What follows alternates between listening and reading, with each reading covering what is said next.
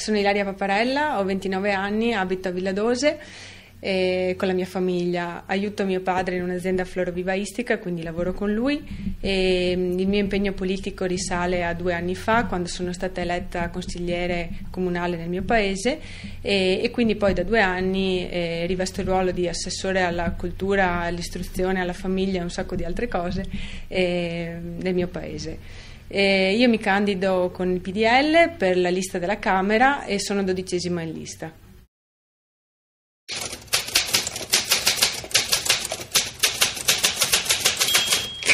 Mi batterei per politiche di sviluppo concrete, per togliere dal Polesine quell'alone di serie B e anzi per dargli dignità soprattutto culturale.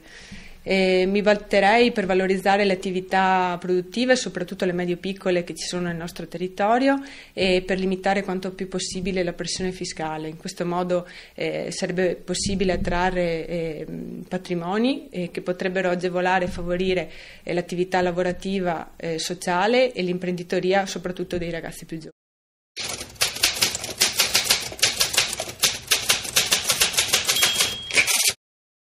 Una rilettura autentica della parola crisi. C come competenza e coraggio. Competenza da parte di chi prende le decisioni e coraggio a volte anche di fare scelte forti, ma coraggio anche di tutti quelli che nonostante il periodo continuano ad andare avanti imperterriti e a crederci. R come responsabilità, perché la politica, come tutti gli altri campi del fare, hanno bisogno di senso vero di responsabilità e anche senso della realtà, che credo che ultimamente si sia un po' perso. I come impegno e determinazione per raggiungere obiettivi ambiziosi che necessitano, e qui sono alla 4ª lettera della parola crisi, di serietà, studio e sacrificio in tutti i campi, dall'economia alla politica alla finanza, per essere competitivi con i paesi più avanzati.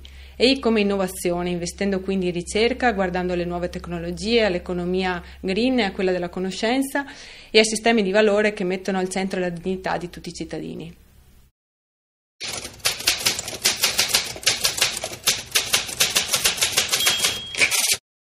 La probabilità è remota, comunque prometto di rimanere me stessa e lavorare seriamente e duramente per il mio territorio, senza fare mai della politica un lavoro ma soltanto un mezzo che sia sempre a servizio degli altri, evitando quindi i privilegi.